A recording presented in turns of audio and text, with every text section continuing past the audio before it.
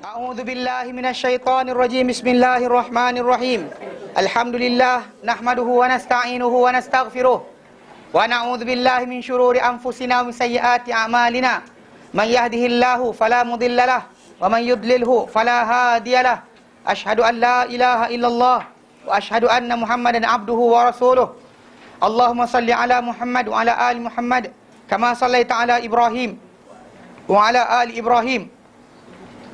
Wa barik ala Muhammad wa ala ali Muhammad kama barakta ala Ibrahim wa ala ali Ibrahim fil alamin innaka Hamidum Majid.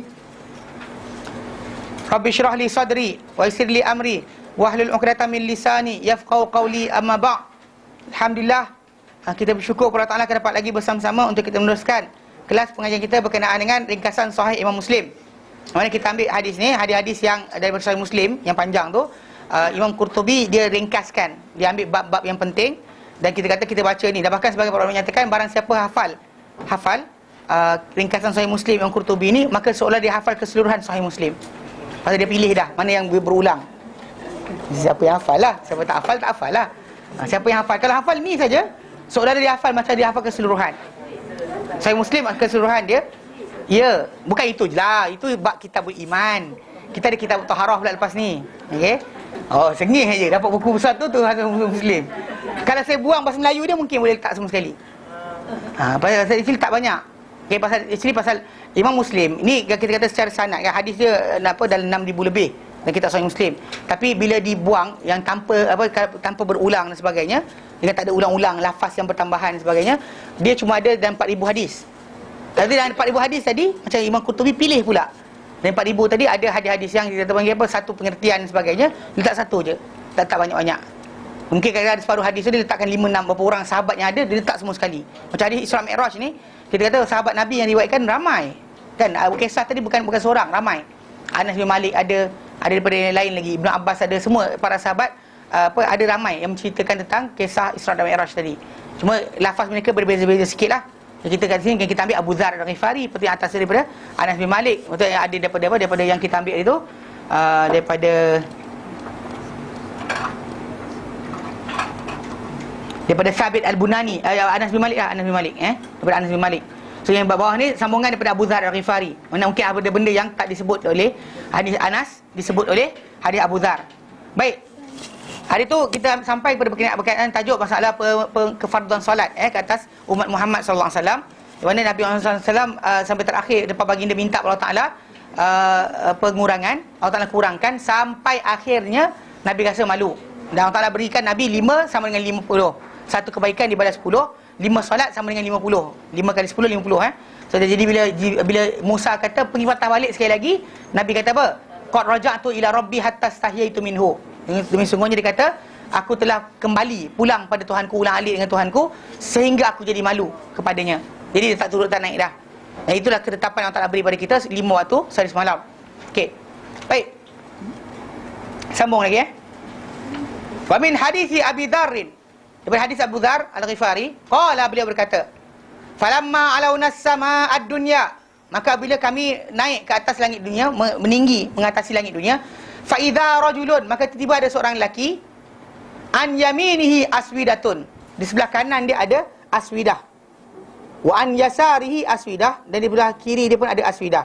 Perkataan aswidah ni actually bukan perkataan saudah sebenarnya, hitam aswad hitam Jadi aswidah ni dia plural. Okey, plural.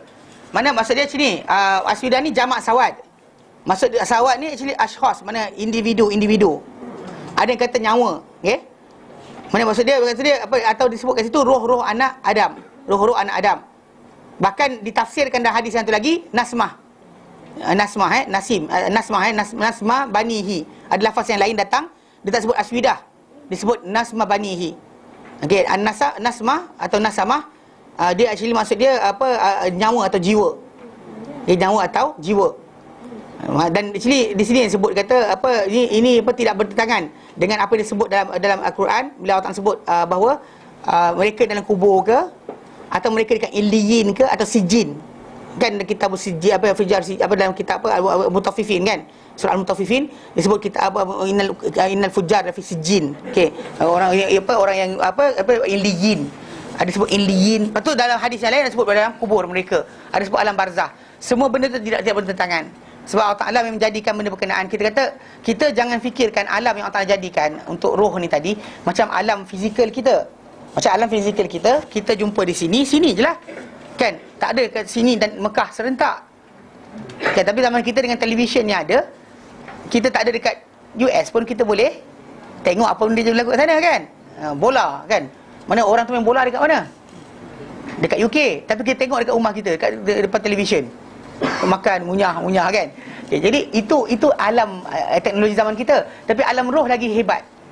Mana makhluk tu tadi bila Allah kata dia duduk kat situ, tapi pintu ke arah alam berkenaan mungkin dibuka daripada berbagai arah. Pintu tadi pada satu pintu daripada tempat di mana Adam duduk, maka nampak kepada semua anak cucu dia. Satu pintu daripada masalah apa? Alam barzah. Tempat sama malaikat soal suruh dia tidur. Satu pintu lagi melihat. Dia satu tempat saja tapi alam barzah. Cuma kedudukan dia tadi dilihat daripada berbagai angle. Faham? Macam kita lah. Tadi kita tengok orang tu main dekat London saja, tapi dia tengok daripada Jepun. Dia tengok daripada sekian. Lepas tu tengok tu lah dia pakai kameraman mana? Kalau kameraman dia pakai daripada TV sekian, mungkin angle sini je. Kadang satu lagi angle sini. Ini nak fahamkan je. Saya bukan kata macam tu lah alam roh. Cuma nak bagi tahu bahawa apa tahu? Nak bagi tahu pasal orang kita kan payah nak faham. Sekarang kejap, ya Allah Ustaz, kejap Allah Ta'ala kata benda alam roh kita dekat alam barzah. Sekejap Allah Ta'ala kata dalam Quran fil illiyin. Lepas tu fujar sijin. Lepas tu mana satu ni? Lepas tu kata kejap kan roh orang beriman kat sini, orang begini. Lepas tu macam mana dalam satu masa 2-3 tempat dia berada? Atau maksud dia dilihat daripada kedudukan yang berlainan.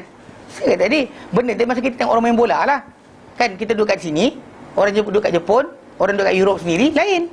Tapi yang menghadap yang permainan tu berlaku kan dalam real lifetime kan, live kan, live feed dihantarkan benda berkenaan. So dia tengok daripada tempat yang berlainan, tengok daripada kedudukan yang berlainan. Macam orang yang duduk dalam kubur nanti alam barzah, dia akan dibuka satu pintu, dia suruh dia tidur dan dibuka satu pintu atau satu lubang untuk dia. Kalau dia ahli syurga, nampak syurga. So dia minta cepat-cepat kiamat berlaku. Dia mati dah, minta kiamat berlaku cepat-cepat supaya dapat masuk syurga. Yang orang yang nak masuk neraka, lepas mereka dah pukul-pukul dia, lepas tu dia suruh diam kat situ dan dirapatkan kubur dekat atas badan dia. Kemudian dalam masa yang sama, dia nampak dibuka satu lubang ke neraka untuk dia dapat tempat dia akan pergi nanti. Lalu dia actually kat situ yang timbul tajuk. Dan kadang-kadang macam dibahas, para ulama bahaskan macam mana kadang-kadang boleh berasap lah, berapi dan sebagainya. Okey, macam Ibnu Taimiyah rahimahullah, dia kata apa yang dialami oleh roh tadi macam mimpi, tapi kadang-kadang boleh terkeluar daripada alam dia. Macam mana orang yang tidur dekat atas katil, tak berlari, tak melompat, tapi celik mata mengah, menjerit pun ada. Tidak kan. Padahal yang mimpi dia apa? Roh dia kan. Yang badan dia menjerit sebab apa? Dia terkeluar. Hatta contoh macam orang kahwin kan, orang yang mimpi kahwin dan sebagainya, dia tak basah katil. Maksud dia benda tu sampai terkeluar. Maksud dia kesan dia tadi, alam tadi, dia punya kesan efek kepada fizikal luaran. Sedangkan dia cuma apa? Alam roh saja. Itu yang kita kata kadang terbakar dan sebagainya sebab terkeluarnya efek. Mana dahsyatnya mimpi tadi, apa dia alami sampai terkeluar daripada alam roh dia tadi, keluar ke jasad dia. Terbakarlah, berapilah, berasap dan sebagainya, menjeritlah. Kadang-kadang terkeluar. Kadang-kadang bukan tiap hari. Ni ada orang dia kata Tok Guru dia terkasyaf, tiap hari dengar orang meraung kat kubur. Mati tu. Nabi kata semua benda makhluk mendengar apa bunyi dalam kubur tadi kecuali jin dan manusia. So Nabi SAW Allah Ta'ala berikan wahyu. Allah Ta'ala berikan Nabi kelebihan tadi. Kita tak ada. Terus saya cari, sibuk nak belajar ilmu tembus mata, nampak apa dalam kubur. Buat apa? Banyak orang belajar ilmu macam tu kan, tapi tak takwa pun kan. Menipu lagi banyak, curi harta anak murid lagi banyak kan. Kononnya wali-wali ni, nama wali kan, tapi apa orang kata apa, makin bulat. Pelik juga. Yang tak wali tak bulat tak apa. Kan tak? Yang tak wali tak bulat tak apa, pasal tak zuhud tak apa, pasal dia bukan wali. Yang wali ni pula kan, dikatakan wali, makin bulat, makin tiap hari makin bulat. Sebab apa? Makin banyak anak murid bagi makan kan, dia makin kaya, tak pernah kurus badan. Masalah ada seorang tu meninggal dekat Indonesia, Habib apa entah nama dia kan, meninggal. Jadi tadi konsekuensi makan banyak dan sebagainya sampai tak larat. Tapi itulah kita kata kalau wali patutnya zuhud. Ni wali tak zuhud ni apa pasal? Kan kalau yang ustaz tak wali, tak apalah tak zuhud. Kan? Yang ustaz tak wali ni asal ustaz bulat, saya tak zuhud. Tak apalah. Yang wali tu tak zuhud apa pasal, kan? Nampak makin sibuk kumpul dunia, beli kereta Porsche lagi, pelik tu. Dengan alasan kita nak tunjuk pada orang kafir kita kaya. Sejak bila Islam ni riak? Islam ajar riak, menunjuk-nunjuk, beramal menunjuk. Mana ada dalam Islam? Okay? So, jadi secara asasnya macam tu. Jadi alam bila yang diceritakan dalam hadis Nabi ni tadi, dia kata ketika dia naik ke langit, ini waktu permulaan start, tapi ini Abu Dhar punya kisah.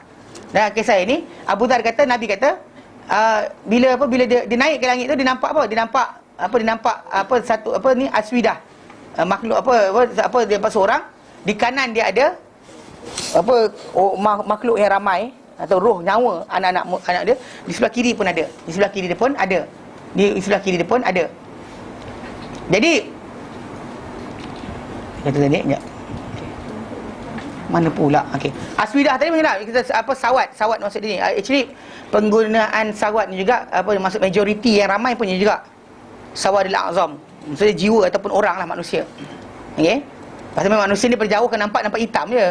Kan rambut hitam, kecuali yang kumpul tu orang apa? Orang tua yang rambut putih. Rambut putih lah. Kan jadi nampak hitam semua ramai. Okey. Ramai gelap. Okey. Jadi dia kata di belah kanan dia ada kumpulan, dia nampak naik langit. Dia nampak belah kanan, langit yang dunia ni dia naik je, langit yang dunia yang paling rendah ni. Dia nampak ada satu orang lelaki, di sebelah kanan dia ada orang manusia yang ramai, sebelah kiri ada manusia yang ramai. Cuma kita portion tadi besar mana. Tapi kena ingat, bila yang apa Nabi nampak pada mana-mana gerak itu hakiki. Apa yang Nabi nampak itu benar. Dan hadis Nabi berkenaan roh alam barzah juga benar. Al-Quran kata roh ni berada di sijin atau illiyin, benar. Cuma masalah macam yang kita nak faham, roh tadi macam inilah, macam paling mudah saya nak ceritakan tadi. Dia duduk satu tempat, tapi tempat dizahirkan dia tadi di tempat yang berlain-lainan. So, Nabi nampak yang gaib ni, riset Tuhan nak tunjuk yang masa tu presently ada. Ada benda yang presently ada benda yang akan datang. Contoh macam ahli neraka yang akan dihukum dalam neraka, macam mana hukuman dia actually apa akan datang. Macam Nabi SAW masuk dalam syurga, kemudian Nabi dengar tapak kaki Bilal bin Rabah. Nabi nampak tempat ni ada yang itu kan, yang tu maksud present, itu present. Yang bila Nabi kata dengan dia, Nabi tanya dengan dia bila Nabi besok paginya, Nabi kata dengan dia, apakah amalan paling kau harap selepas kau masuk Islam? Meaning that pasal kau tak mati lagi, tapi tak kau sampai kat sana. Maksud dia kat sana tu maksud dia dah syurga yang benar, hakiki. Mana ada benda yang hakiki. Tapi kena ingat, Nabi SAW apa yang Nabi nampak, yang apa yang present ataupun benda future, apa yang mimpi ataupun yang bukan mimpi, sama. For him is actually sama. Itu bila macam para anbiya, mimpi mereka adalah wahyu. Macam bila Ibrahim AS mimpi sembelih anak dia kan sembelih anak dia. Itu arahan Allah Ta'ala. Maksudnya dia tak ada macam yang ini boleh tukar. Kalau kita kita kena belajar.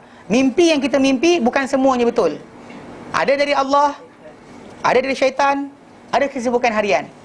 Kesibukan harian maksud dia kerunsingan kita. Nak pergi pasar, orang kata Sogo ada sale. Sogo ada sale kan. Mimpi, sale Sogo tu masuk dalam mimpi. Itu kesibukan harian panggil. Bukan maksud dia dalam mimpi tadi nampak barang tu murah, tak ada. Itu kesibukan harian. Kalau katalog tak keluar, kita tak mimpi. Kan katalog dia hantar kat rumah, pun buka. Oh ada nak beli.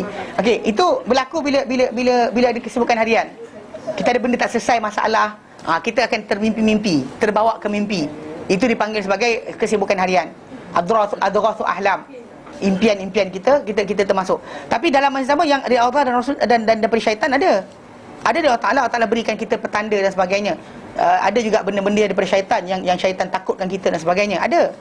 Tapi adab-adab dalam siapa mimpi dan sebagainya ada Nabi ajarkan. Kalau kata orang tu mimpi benda yang elok, dia jangan ceritakan kepada siapa kecuali orang yang dia sayang je. Orang yang rapat dengan dia cerita tak apa. Ni kadang-kadang kita ni kadang mimpi jumpa Nabi ni semua orang tahu. Satu dunia tahu. Masalah lah kita tak boleh macam tu. Sepatutnya benda elok ni kita cerita pada orang kita sayang saja. Adapun satu lagi yang kalau benda buruk, Nabi ajar kita ada adab dia. Bangun tidur tu minta perlindungan Allah Taala daripada keburukan mimpi, minta dia perlindungan daripada keburukan syaitan. Kemudian ni 3 kali. Bukan ludah, sebut ludah. Ludah tapi bukan ludah kha tu, bukan bazaqa. Dia tafala atful. Mana gitu. Tu tak dia gitu. Ailio sikit ni ke kiri. Kemudian bangun. Kalau tu wuduk, kalau kata apa solat, tapi alih tempat tidur. Itu Nabi ajar. Dan jangan ceritakan mimpi daripada sesiapa. Itu yang diajarkan dalam hadis Nabi. Tapi orang kita Habis dia tanya satu-satu Malaysia dia tanya. Anak kita cerita nightmare dia, bad dream dia. Ya, jadi budak-budak tak kita yang dah tua ni. Yang budak-budak tak kisah. Orang tua ni kadang dahsyat lagi mimpi. Contoh seorang perempuan wanita, mimpi suami dia kahwin satu lagi. Kena lepuk budak. Tak pasal suami tengah tidur, pek kena lempang. Apa hal dia kata, kan? Cuba tak jangan macam tu kan. Tak ada benda pun, tak bergerak pun, lelaki tu kat situ juga. You macam kahwin, you ada kahwin lain ke? Kan? I mimpi you sekian, lepek suami dia muka. Tak ada je lain ke? Kan? Jadi kita kena belajar faham bahawa apa kita nampak, apa kita rasa dan sebagainya bukan semua betul. Jadi benda ni main peranan. Sebab apa tau? Untuk menjadi kita humble. So that bukan kita rasa kita sentiasa benar. Faham? Dan kalau dia kata orang tu salah faham, orang dia zikir banyak, selawat banyak sebagainya, tiba-tiba everything benar. Itu masalah. Dia tak nak tunduk. Dia tak akan tunduk. Bahkan datang hadis Nabi pun dia lawan dengan bangganya. Itu masalah Jadi secara tak langsung, jadi macam Nabi SAW, apa Nabi nampak ketika Nabi nampak di malam Isra Mi'raj itu physically apa yang dia nampak itu adalah benar. Itulah dia yang Nabi nampak. Bahkan bila Nabi kata roh-roh para anbiya di situ, kata alam barzah. Tapi ada kat situ sama aje. Tak menjadi masalah. For him is actually benda tu mimpi atau nyata sama saja. Kerana semuanya adalah wahyu. Kalau kita ada benda lintasan syaitan, kan, ada benda kesibukan harian, marah nafsu kita ada, kan?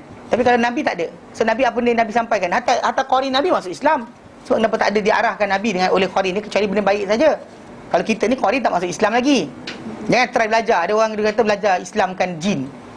Islamkan qari anda dulu. Siapa pandai kan kata saya Islamkan jin 15 ekor. Panggil ustaz tu, cakap dengan dia, ustaz punya qari dah masuk Islam belum? Tak serius tanya balik. Kan pandai sangat, bijak sangat study, nampak jin kan. Qari ni nampak tak? Kalau dia nampak qari sendiri, Islam kan? Kalau boleh. Tak nampak pun sebenarnya. Kalau dia nampak benda kat luar atau pokok, tu. Yang kat dia tak nampak. Kan time dia sombong, time dia belagak, time dia rasa dia bagus, tak nampak pula. Kacau aku, astaghfirullahalazim. Kan? Tak ada pun. Kan? Tapi nampak habis ni. Ada 15 ekor. 20 ekor. 10 ekor dia scan orang. Yang kat dia tak ada. Bangang, pelik. Tak tahu kenapa. Baik. Qala fa idza nadhara qibala yaminihi dhahika. Maka bila dia pandang ke arah kanan dia ketawa. Mana orang yang Nabi nampak tu? Somebody yang Nabi nampak, sebelah kanan dia ada banyak orang, sebelah kiri ada banyak orang. Okey, kemudian bila dia pandang kanan dia ketawa. Dia pandang kiri dia menangis. Faqala, lalu dia pun kata, ini yang kita kata dalam hadis yang Anas bin Malik, lafaz yang Nabi kata yang datang adalah farahababi. Lalu dia pun rahaba. Dia apa? Dia rahaba li. Dia wada'a li bi khair. Farahaba wada'a li bi khair. Dia alu-alukan aku dan dia doakan aku kebaikan. Dalam hadis yang Abu Dzar disebut apakah yang kata-kata Nabi berkenaan kata pada Nabi sallallahu alaihi wasallam. Di kat sini sebut faqala, lalu dia pun berkata marhaban bin nabiyyi salih wa ibnis salih. Dia selamat datang kepada anak yang soleh dan juga nabi yang soleh dengan anak yang soleh. Wa hakadha qala Ibrahimu. Demikian juga Ibrahim cakap. Wa sairul anbiya, dan nabi-nabi yang lain yaqulun, mereka berkata marhaban bin nabiyyi salih wal akhis salih. Selamat datang kepada nabi yang soleh dan juga saudara yang soleh. Ini yang disebut oleh semua para anbiya kecuali Ibrahim dan juga Adam. Yang saya terangkan situ kenapa? Sebab kalau ikutkan dari segi kedudukan, okey, daripada Nabi Adam alaihissalam anak dia ramai. Okey, kemudian Nuh. Daripada Nuh pun anak dia ramai juga lah lepas tu. Okey, mana Adam habis keturunan Adam tak ada. Nuh datang lepas tu kemudian ada keturunan ramai tadi. Nabi yang datang lepas tu keseluruhannya daripada Nuh alaihissalam, lepas Samud, Ad dan sebagainya, habis musnah binasa, Ibrahim datang pula. Mana siapa datang lepas tu? Adik Ibrahim punya anak beranak lain ramai. Tapi yang jadi Nabi punya keturunan daripada Ibrahim saja. Jadi dengan sebab itu Nabi Muhammad SAW reference dia kepada keturunan Nabi dia adalah kepada Ibrahim dan juga Adam. Dan sebab itu Adam dan Ibrahim kata pada dia selamat datang kepada anak yang soleh. Sedangkan yang lain macam Nabi Musa, Nabi Isa dan sebagainya, semua kata pada dia selamat datang kepada saudara yang soleh. Saudara yang soleh, mana adik-beradik yang soleh. Dia pasal dia kedudukan dia sama level sebagai adik-beradik, ataupun ni bukannya kepada sebagai saudara mara, bukan sebagai bapa ke atas Nabi Muhammad SAW. Okey. Ya. Okey. Dari sana bukan Qala Qala baginda bersabda, qultu, aku kata, ya Jibril, wahai Jibril, man hadza, siapa ini? Siapa ini yang menangis? Kejap pandang kanan menangis, ketawa, pandang kiri menangis, siapa ni? Qala berkata Jibril, hadza Adam, hadza Adamu, ini Adam. Wa hadhil aswidatu an yaminihi wa an shimalihi nasamu banihi. Dan ini yang hitam yang ramai ni di sebelah kanan dan sebelah kiri dia ni adalah apa? Jiwa atau nyawa anak-anaknya, keturunan dia. Fa ahlul yamin ahlul jannati, maka penduduk yang belah kanan ni adalah penduduk syurga. Okey. Wal aswidatu an shimalihi ahlun nar, dan hitam apa kumpulan manusia yang ramai sebelah kiri dia adalah ahlun nar, penghuni neraka.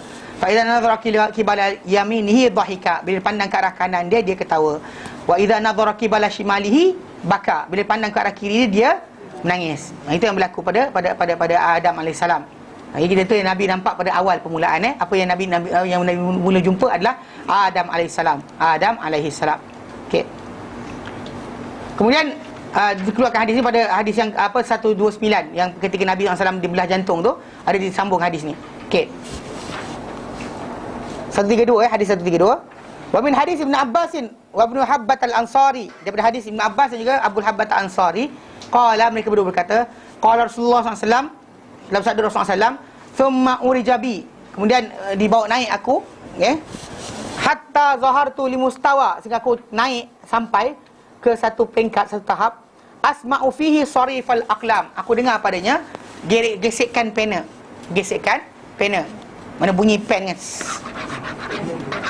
kan, jadilah benda kita tak boleh bayangkanlah. Cuma Nabi kata, aku dengar goresan pena, bunyi sarifil aqlam. Jadi maksud dia tempat yang Nabi naik tadi, tempat tinggi yang dibawa naik sampai satu peringkat, dia dengar kat sini, dia mendengar semua sekali tempat berkenaan bunyi tulisan pen tadi. Dan boleh jadi masukkan dengan tahap dengar tadi tu. Ini masukkan di sini di mana zahir pada baginda SAW keadilan dan hikmah Allah Taala pada hamba-hambanya. Maksud dia boleh jadikan, maksud dia Nabi dengar sampai peringkat dengar, maksud dia tahu dah kenapa Allah Taala jadikan segala perkara, the truth behind everything. Mana Allah Taala bagi manusia ni ada cacat, ada sekian, Nabi dapat kebenaran dia. Tapi kalau ikut zahir apa yang dinyatakan, itulah pena tu pena lah. Dan kita kena ingat bila sebut pena ni dalam syarak berkenaan dengan tajuk qadar ke atas manusia ni bukan berjalan sekali saja. Bahkan ada qadar harian, ada qadar tahunan, ada qadar yang berkaitan dengan tajuk manusia ni berlaku dari 40 kejadian dia, ada berlaku ketika hari pertama dijadikan hari sperma dan ovum cantum, the first day. Semua tu tadi ada sebenarnya. Dia bukan, sebab kenapa di Lauh Mahfuz itu dinamakan Ummul Kitab. Disebut ibu segala kitab, maksudnya ada kitab-kitab lain di bawah dia. Jadi jangan kita sangkakan bahawa benda tu satu saja. Pasal kadang zaman kita sekarang ni ada orang dia ajar kefahaman, ialah ilmu, ialah matlamat asal ilmu ni macam baik sebab apa? Sebab dia nak ajar kepada manusia ni supaya redha semua pemberian Allah Taala. Redha to everything that Allah Taala tentu pada manusia. Tapi kena ingat kat sini, yang dimaksudkan redha tadi adalah kepada perkara-perkara yang Allah Taala tentukan. Contoh macam badan kita tak panjang, rendah, ataupun kulit kita warna sekian, atau kita lahir anak siapa, negara mana kita lahir, hari tarikh kita lahir, tahun kita lahir dan sebagainya. Kemudian adik-beradik kita siapa. Itu yang dimaksudkan kita kena redha. Itu tak ditukar dah. Tak ditukar benda berkenaan itu. Kita kata samikna, kita pasrah. Pasal itu bukannya bahawa pilihan kita. Apa jadi pada kita, macam mata kita besar ke kecil, sepet dan sebagainya, itu Allah Ta'ala dah aturkan. So kita terima seadanya apa yang Allah Ta'ala berikan. Yang ini kita tak boleh lari. Tapi dalam sama ada kumpulan ni, dia kata macam bila dia buat maksiat pun, dia masih disalahkan Allah Ta'ala. So dia kata apa? Dah takdir. Ni yang salah juga, dah takdir. Dan dia kata, memanglah, dia kata baik dan buruk tu semuanya Allah Ta'ala tentukan. Saya kata betul, tapi masalah apa? Baik dan buruk bukannya kejahatan yang kita buat. Pasal kita ada dosa pahala. Pasal banyak kita orang salah faham, dia kata dosa pahala. Dosa pahala kita tanggungjawab. Allah Ta'ala betul jadikan environment kita, duduk dalam masyarakat yang buat maksiat banyak. Ya, Allah Ta'ala zahirkan kita di situ. Dia membantu kita untuk buat jahat.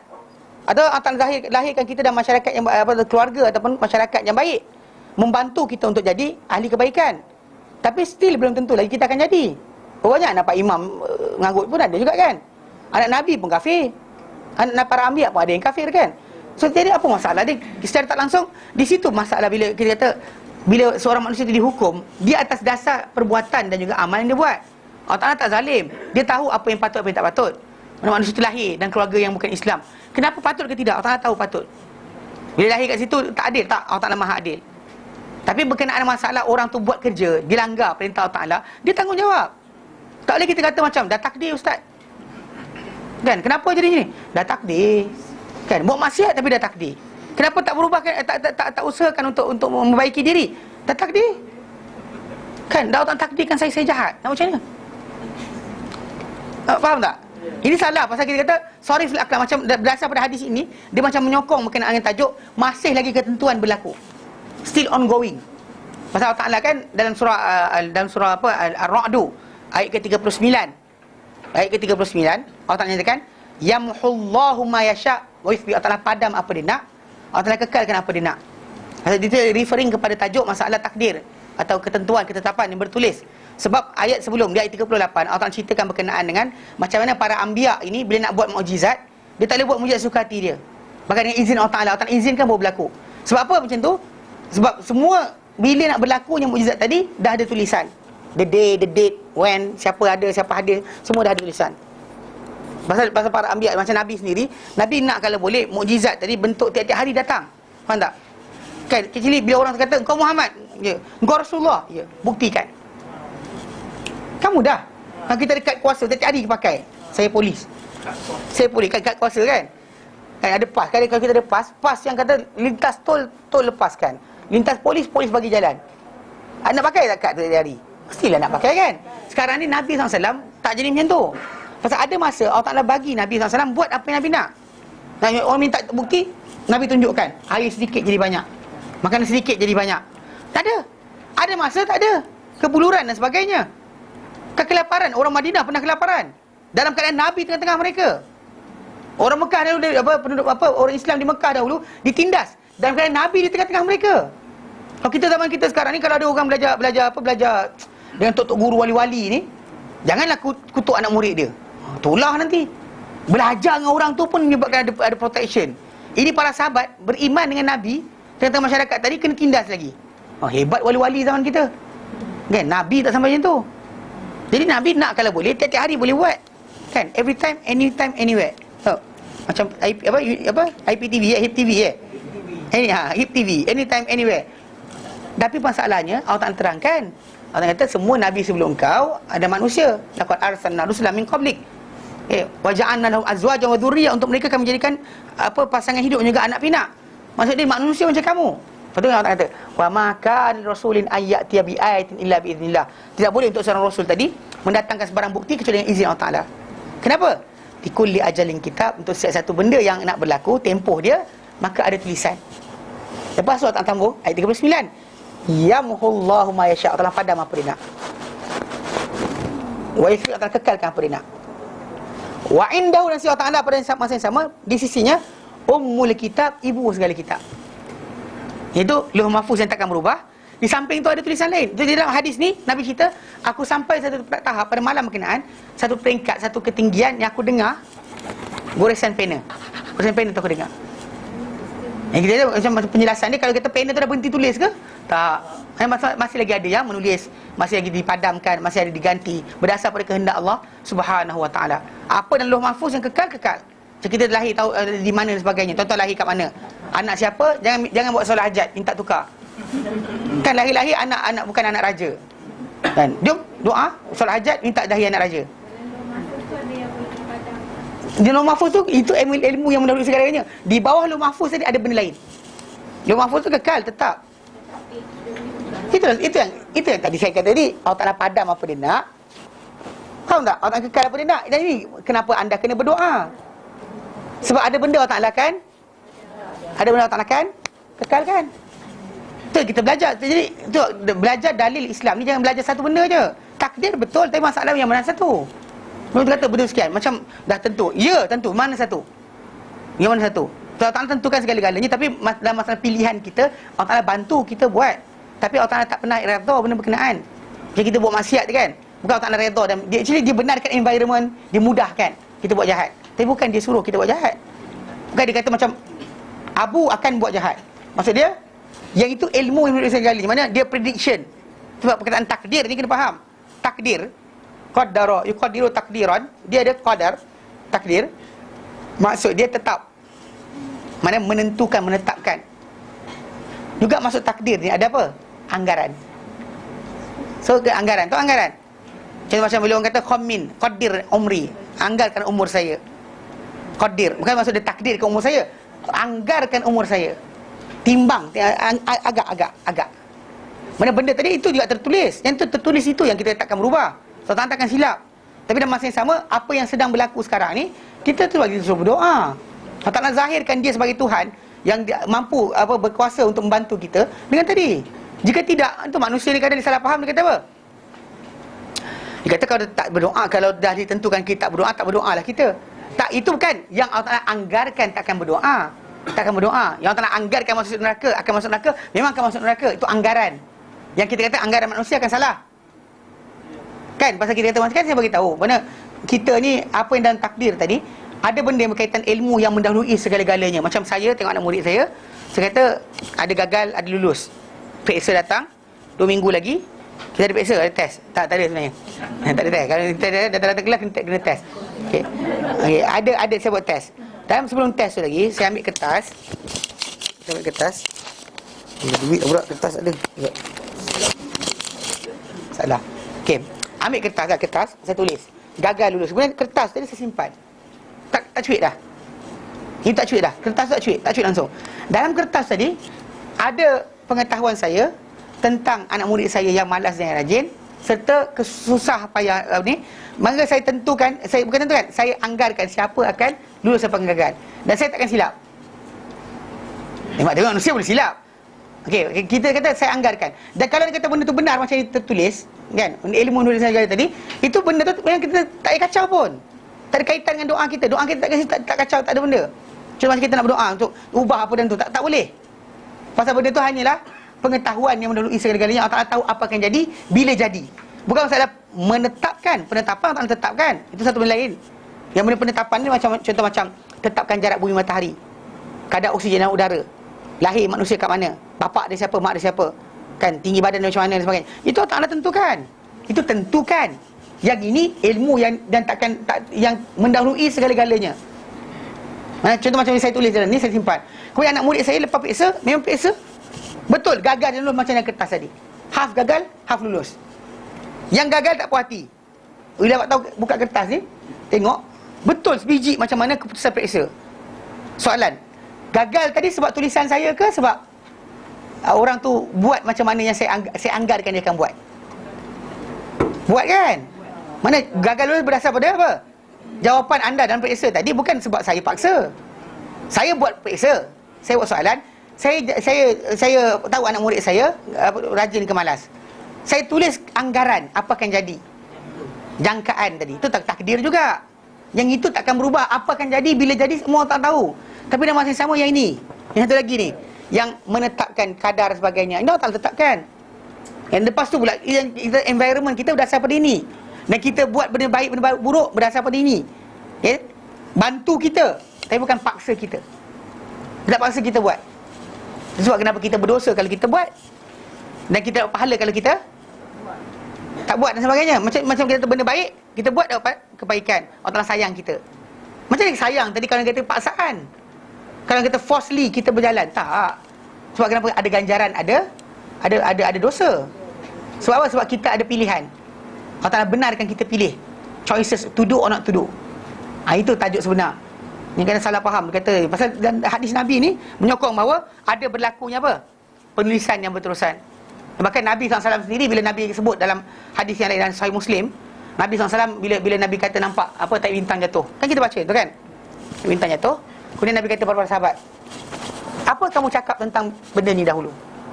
Para sahabat kata, Allah dan Rasul lebih mengetahui, tapi kami dahulu berkata, bila nampak tahi bintang jatuh, kami kata, dia kata apa? Mati seorang yang agung, lahir seorang yang agung. Mati seorang raja, lahir seorang raja. Para sahabat kata. Nabi kata, Sahih Muslim kata, sungguhnya Allah Ta'ala bila Allah Ta'ala tentukan satu perkara, dia bukan macam kamu maksudkan. Salah, bukan betul dia kata. Yang sebenar berlaku adalah bila Allah Ta'ala tentukan satu perkara untuk makhluknya di muka bumi, lalu malaikat memikul arasy akan bertasbih, Subhanallah. Malaikat pengikut arasy tasbih, malaikat yang ketujuh akan bertasbih subhanallah. Malaikat yang ketujuh bertasbih, keenam dengar, keenam tasbih. Kelima dengar, kelima tasbih. So diorang tasbih sampai kat langit yang kita nampak bintang ni. So sampai kat sini Nabi kata malaikat-malaikat tu bertasbih. Kemudian salah satu dengan malaikat tu kata, asal korang tasbih? Orang kata tasbih, kita tasbih lah. Bertanya balik, kenapa kita tasbih? Dia naik atas, oi, asal tasbih? Kejap, orang atas tasbih. Kat dia sampai atas. Sampai dekat atas sekali, pengikut arasy pun kata, pengikut arasy akan berkata, Nabi kata, pengikut arasy akan berkata, dia ditanya kenapa bertasbih, dia kata Allah Ta'ala tentukan perkara sekian, perkara sekian, perkara sekian, perkara sekian, perkara sekian. Allah Ta'ala tentukan perkara sekian, perkara sekian untuk hamba-hambanya di muka bumi. So berita tu sampai kepada perangkat yang langit yang ini, turun sampai ke langit yang ke bawah sekali ni, yang langit paling rendah. Lalu di situ perbualan datang, lalu jin dengar, ambil berita, pergi dekat tukang telik bagi tahu. Dia tambah kisah, dia tambah kisah. Dan Nabi kata jangan percaya. Dan Nabi kata jangan percaya. Jadi tak bintang tadi datang, lepas dia betul. Dan jin kata, kan dia kata wa anna lamasna sama, dan kami dahulu naik ke langit. Fawajadnaha, kami dapati naik ke langit, kami dapati muliat harasan syahidan wa syuba. Dipenuhi langit ni dengan pengawal dan juga tak bintang. Pengawal yang keras, yang tegas, dan tak bintang yang menanti untuk menerjah. Dan dia kata apa? Wa anna kunna, dan kami dahulu, sungguhnya kami dahulu, naq'udu, kami duduk, minha, pada langit tadi, maq'ida, beberapa tempat, lisam, untuk mendengar. Faman yastamil'an, barang siapa mendengar sekarang, yajid lahu shihabar rasada, dia akan dapati ada untuk dia satu tak bintang yang sedang menanti untuk menerjah dia. Lepas tu dia kata wa anna la nadri, dan kami tak tahu asyarrun, adakah dikehendaki keburukan, dikehendaki terhadap penduduk bumi, ataupun Tuhan mereka nak beri hidayah pada mereka. Tapi maksud dia, diorang dengar apa tadi?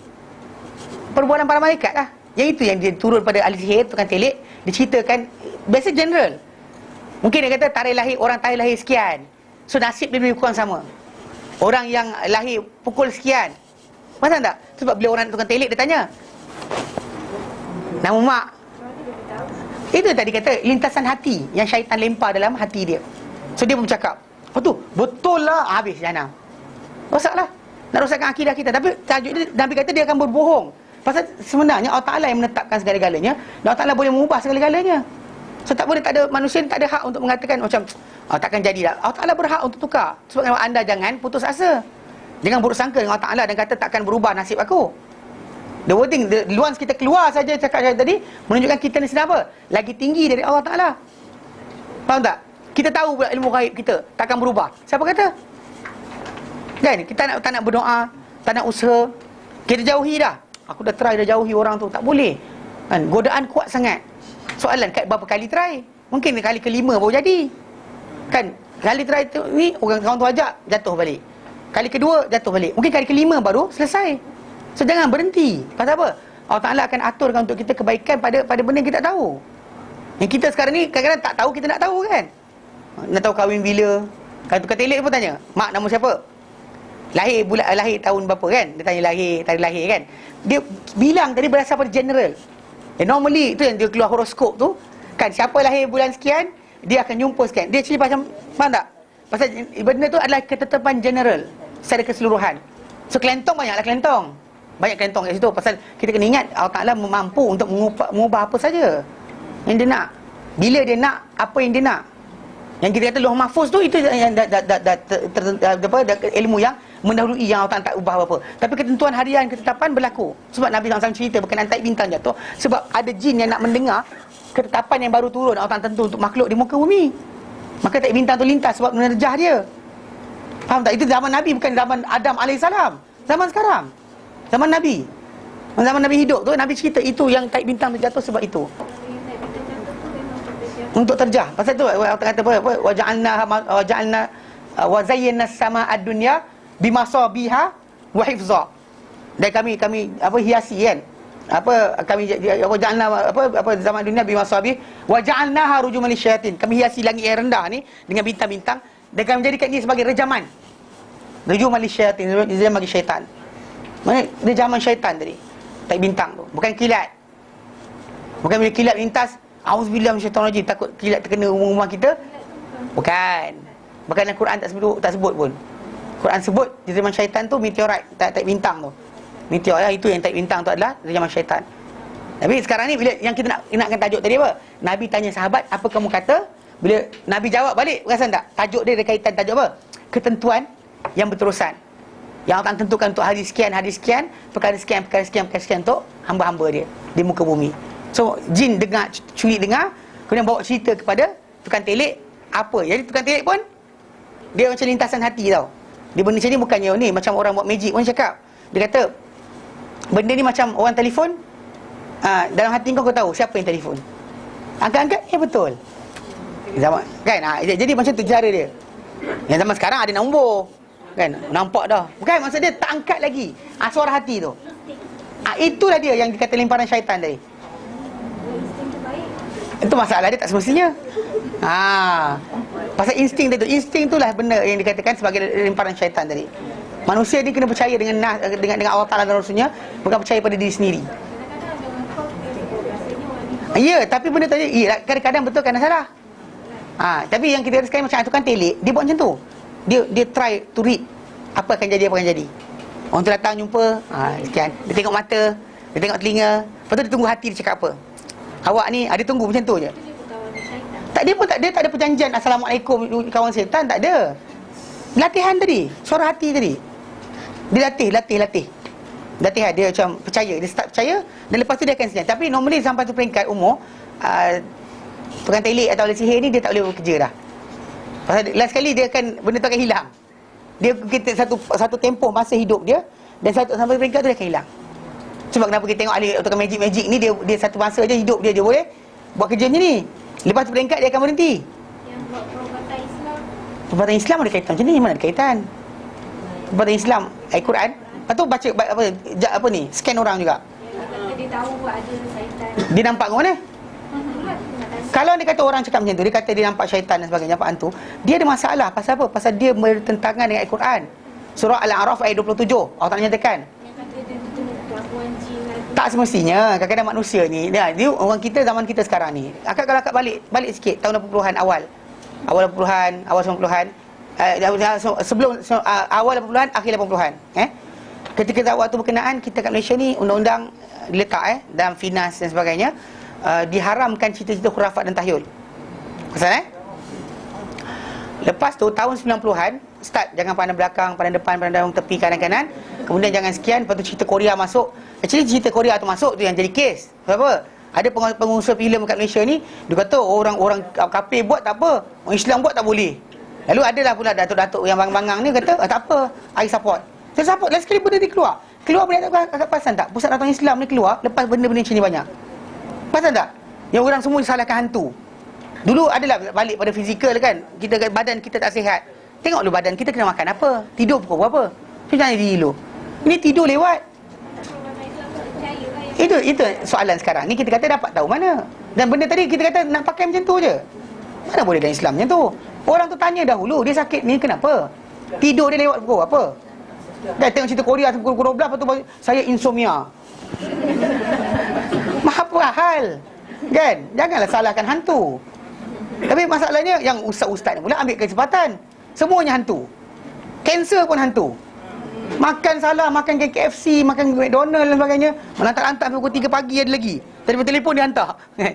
Tiba-tiba salahkan hantu. Kenapalah badan saya bulat ni? Kata. Mana demam pun hantu? Demam badan kita ni, Nabi kata, Nabi terangkan dalam hadis yang sahih. Nabi kata apa? Masalul mu'min. Misal orang beriman ni, dalam ramai ni, fi ta'atufihim, dalam belas kasihan satu sama mereka belas, wa tarahumihim, apa rahmat satu sama lain, wa ta'atufihim wa tawadudihim, kasih sayang mereka satu sama lain, kama sali jasadin wahid, seperti jasad yang satu.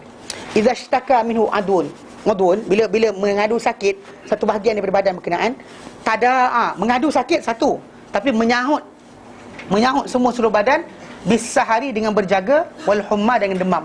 Dan sains buktikan bahawa bila anda demam, sebenarnya mungkin anda ada berlaku satu pertumbuhan badan benda baru. Contoh macam gigi anak nak tumbuh kan.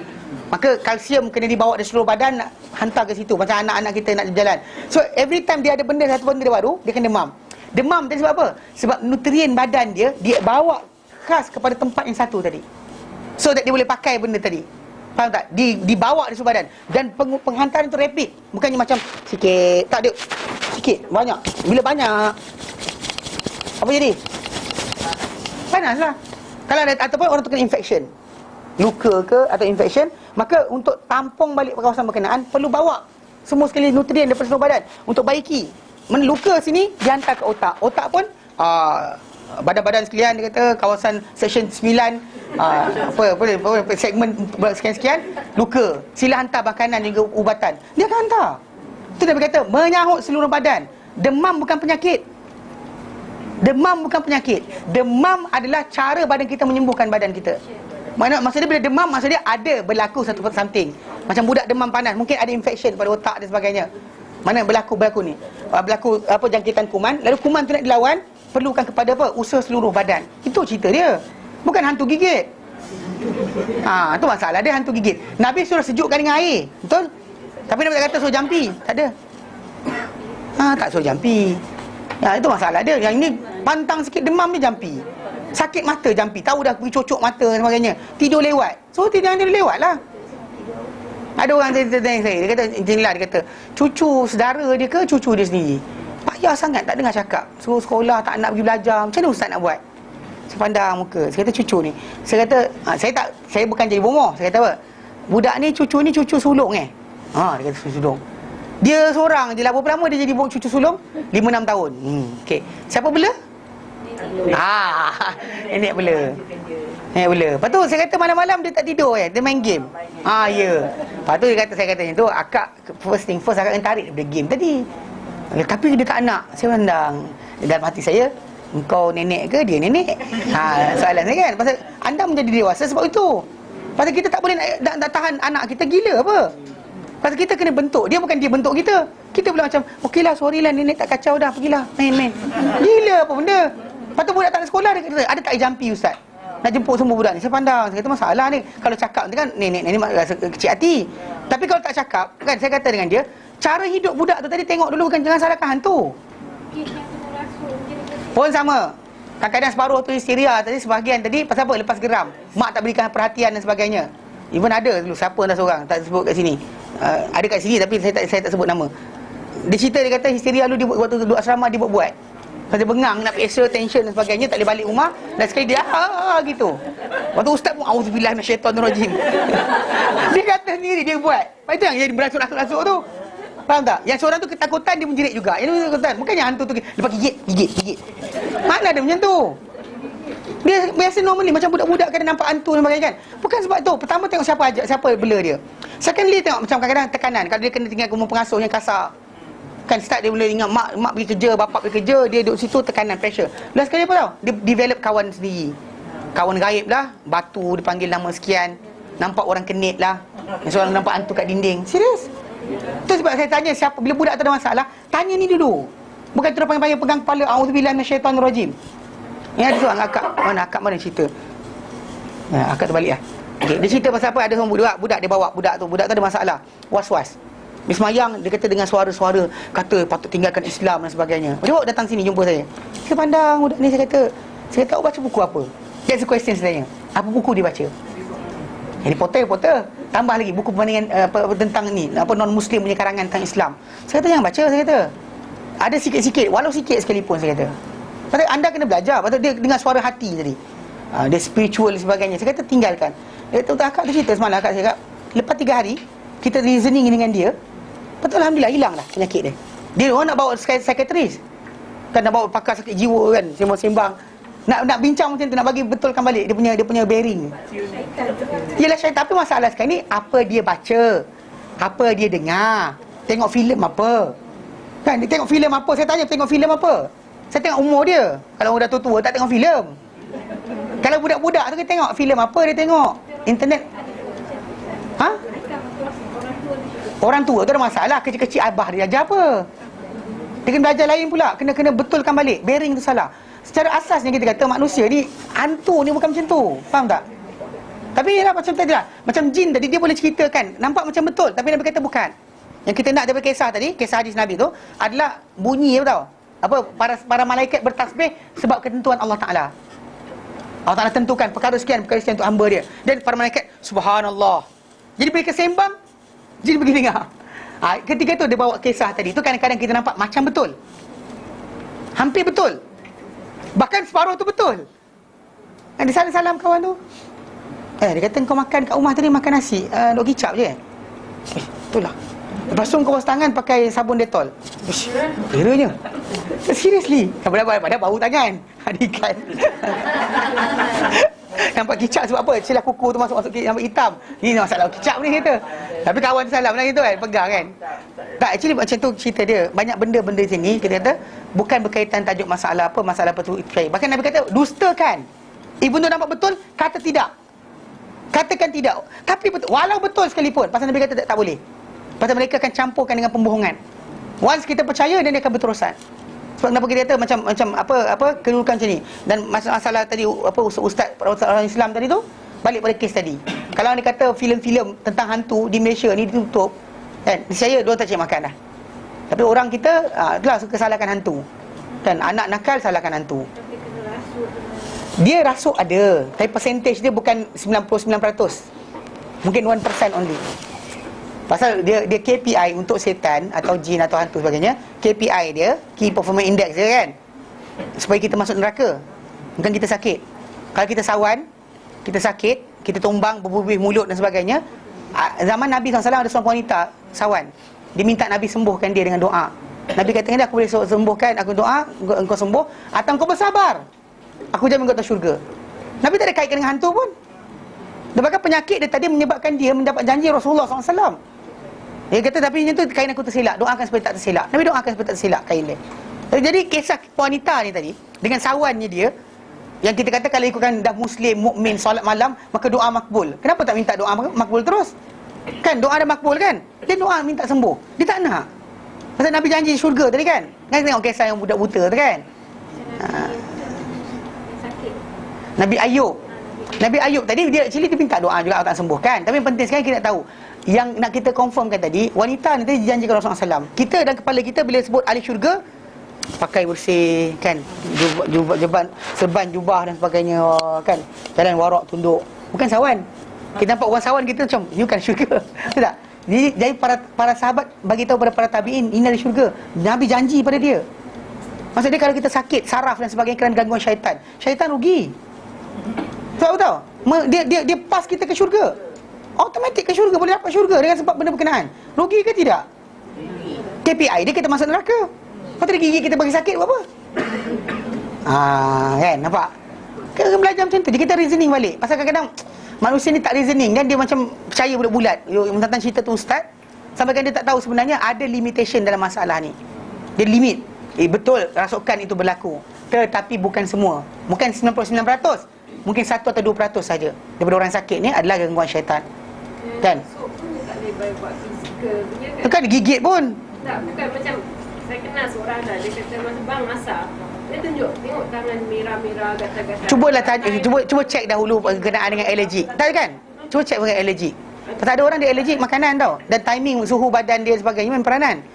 Kan dia tak boleh makan. Sekali tu dia kata masa raya pertama dia demam. Dia kata tu sebab bulan puasa dah habis, jin semua setan semua boleh balik, dia demam. Itu masalah dia. Kenapa? Masalah dia kan? 1-2%. Akak bayang, katakan semua orang jumpa tu semua saya sakit sekian. Sakit jiwa banyak. Yang genuine tu ada juga.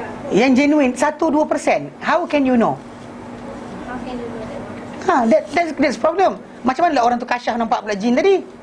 Pasal dalam Al-Quran dan surah Al-A'raf ayat 27, Allah Ta'ala nyatakan, ya bani Adam, wahai anak-anak Adam, la yaftinanakum syaitan, jangan syaitan perdaya kamu. Kama akhraja abawaykum minal jannah, macam syaitan perdaya dua bapa kamu, keluarkan bapa kamu daripada syurga. Yanzi'u anhuma, dia cabut daripada mereka berdua, libas sama pakai mereka berdua, liyuriyahuma, supaya dia perlihat pada mereka berdua, sawatnya kemaluan mereka berdua. Benar tak sambung? Innahu, sesungguhnya dia, yarakum, melihat kamu, huwa wa qabiluhu, dia dan kumpulan dia, min haitsu, dalam keadaan la tarawnahum, kamu tak melihat mereka. Ini Allah Ta'ala confirmation Allah Ta'ala bahawa tak boleh lihat. Bahkan Imam Syafi'i rahimahullah kata berdasar pada ayat ini, siapa kata nampak jin, maka dia punya penyaksian tertolak, tak boleh jadi saksi. Saksi nikah, kahwin tak boleh, saksi apa barang tak boleh, semua tak boleh. Tak boleh, dia cakap saja, pasal Al-Quran kata tak boleh. Seorang kan dia kata nampak.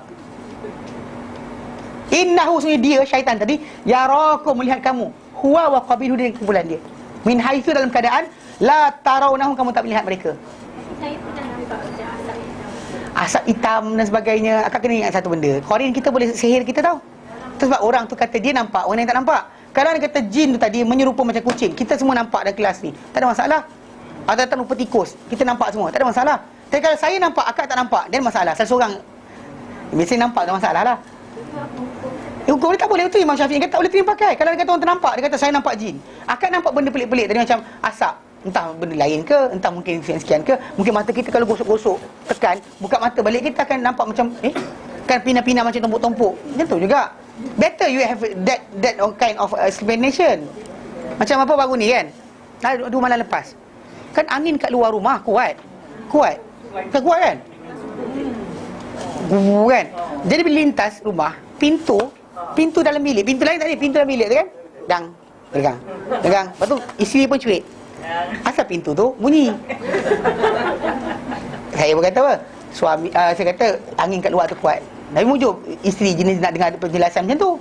Kalau dia kata panjang cerita, entah masalah lah.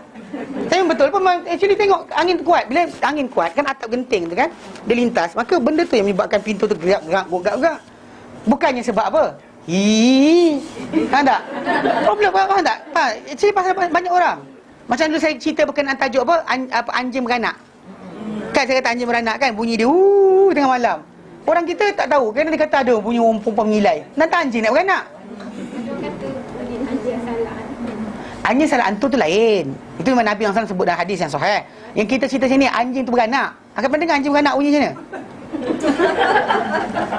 Pukul 2:30 pagi, 3:30 pagi dia bunyi. Gitu. Saya cakap, apa dia ni? Tapi saya teringat, saya pernah dengar dekat Pahang atau dekat Sudan sekali. Anjing tu beranak bunyi macam tu. Seorang-orang Arab macam tu tak kisah. Orang Melayu kita kalau masuk hutan, kalau musang beranak bunyi perempuan menangis. Ya, saya. Orang pergi buru tahu cerita ni. Tapi siapa yang berburu, dia takut menyorok, dia lari, dia tak cari sumber benda tu apa, maka dia kata Pontianak. Habis dah. Ada binatang beranak bunyi macam tu. Pasal macam tu kes. Kalau ada macam ni, tajuk sini, dengar bunyi pelik-pelik, pergi tengok apa jadi. Bukan lari, faham tak? La ilah, betul. Macam kemarin juga macam ni, mesin basuh kita kan, pusing kan, dia tengah drying kan, lepas tu ada kayu penyapu, dia gitu bunyi tu. Lepas tu macam mesin basuh aku rosak ke kan, siapa gegar gitu kan. Pergi keluar rumah, tengok lah mesin basuh tu tengah gegar. Lepas tu apa, kayu penyapu tu apa, lepas tu ke tepi kan, kayu penyapu tu hilang lah bunyi. Yang dia lari buat apa? Lari tu masalah tu. Macam apa jadi sebenarnya? Tengok dulu. Pergi tengok. Tak, itu betul masalah dia. Pasal itu ikut sunnah Nabi. Kita jin ni dia tak ada kerja tau. Dia bukan kerja dia untuk gigit orang. Faham tak? Faham Secara asas tadi macam kita baik pada asal. Tajuk yang kita ambil berkenaan dengan tajuk Sariful Qalam. Nabi kata aku naik sampai ke tahap aku dengar bunyi bunyi pena tadi. Maksud dia macam bunyi pena ketika ditulis kan, macam tu kan, macam atas kertas pun seret dan sebagainya kan. So jadi itu bunyi yang terkeluar daripada ni. Jadi yang dimaksudkan tu Lauh Mahfuz. Ada kata Lauh Mahfuz, tapi yang asalnya kita kata maksud dia ketentuan itu berjalan sentiasa.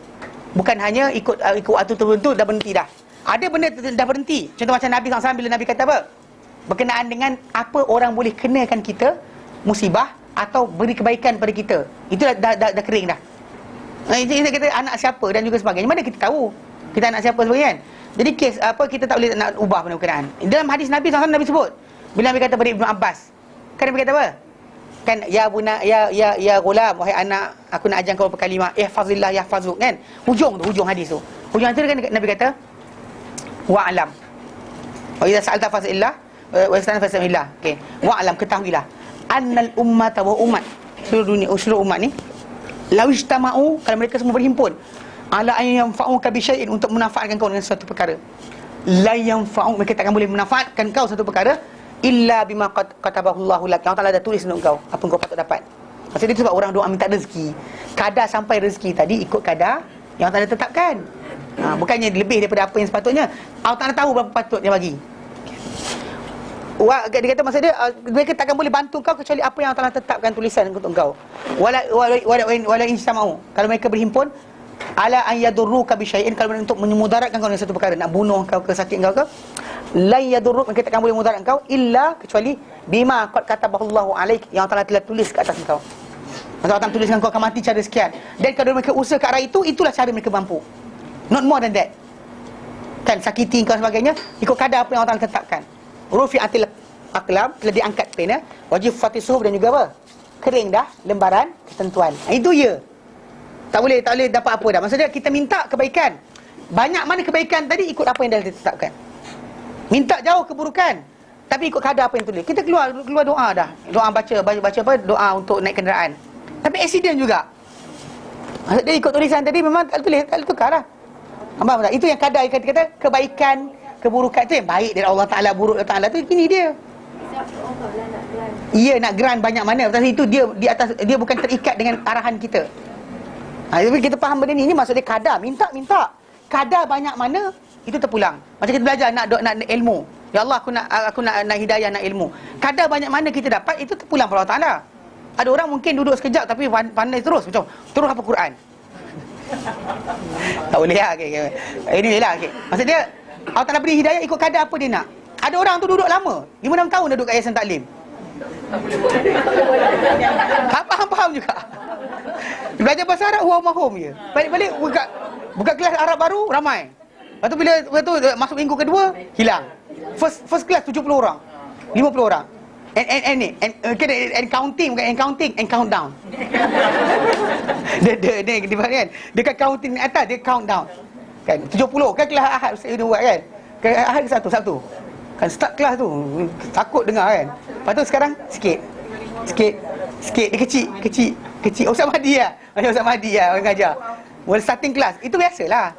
Maksudnya ikut kadar masing-masing. Ada orang dapat cepat, ada orang dapat lambat. Tapi tajuk dia tadi tau, itu dah kering dah ni. Tapi dalam masa sama ada lagi apa? Yang bulanan, tahunan dan sebagainya masih lagi berjalan. Lepas itu Nabi dengar, Nabi naik Isra' Mi'raj ni, Nabi dengar tulisan pena tadi. Mungkin ada para ulama menyatakan ini Nabi dengar apa yang terdahulu. Apa buat past kan, tapi maksudnya kata past, future ataupun present untuk Nabi adalah sama. Namun begitu bila kita ceritakan berkenaan taib bintang jatuh tadi kan Nabi kata apa? Mana rejaman syaitan? Mana dia try naik je kena rejam. So until now dia kalau try naik, mana malaikat akan terus berbual, bersembang berkenaan dengan tajuk prediction of apa yang akan jadi pada manusia. Yang ahli astronomi boleh predict taib bintang jatuh. Itu dia nampak, dia intai, tengok macam tu. Apalah pula tak tengok. Dia actually tengok kiraan matematik dan sebagainya, kelajuan benda berkenaan. Bukannya tak tinggal tiba-tiba jadi. Mana boleh? Jelas? Baik, kita berhenti kat sini insya-Allah. Nanti kita sambung kemudian Jadi maksud dia bunyi pena Nabi dengar tadi, ada para ulama kata itu Lauh Mahfuz punya bunyi. Ada juga yang menyatakan bahawa ia adalah tulisan yang baru, yang maknanya Allah Ta'ala padam apa dia nak, Allah Ta'ala kekal apa dia nak. So actually benda yang ketentuan kita tak tahu. Maka dengan sebab itu berdoalah dan apa? Ambil asbab. Ambil penyebab-penyebab yang patut mendapatkan kita perkara berkenaan. Macam kita doa, ya Allah, hidayah. Kita banyak mana kita dapat tak tahu. Dan kita nak hidayah, kita doa minta hidayah. Tapi kena keluarlah belajar. Bukan duduk diam tunggu kokok nanti atap rumah terbuka kan. Atap rumah, kalau rumah kampung boleh lah. Kalau rumah apartmen nak terbelah macam mana? Kalau rumah kampung kan boleh terbelah atap, kemudian saya turun. Ni kalau lintas kita tingkat 2. Bangunan tu 9 tingkat. Kan payah tu. Terbelah atas ni, terbelah kan. Jadi secara tak langsung maksud dia ambil asbab, pergi belajar. Dan banyak mana anda dapat, redha. Usahakan lagi, minta lagi. Kemudian buat lagi. Banyak dapat mana? Kita redha. Pasal telah tertulis untuk kita kadar berkenaan. Jangan disappointed, jangan putus asa sebab apa banyak yang kita dapat itulah ketentuan Allah Ta'ala. Tapi usahakan lagi. Kalau malas, usahakan jadi rajin. Itu je. Kalau tak hafal, try hafal. Tahu? Okey. Wallahu a'lam. Wassallallahu ala sayyidina Muhammad wa sallam alhamdulillah alamin. Subhanallah, astaghfiruka wa atubu ilaik. Assalamualaikum warahmatullahi taala wabarakatuh.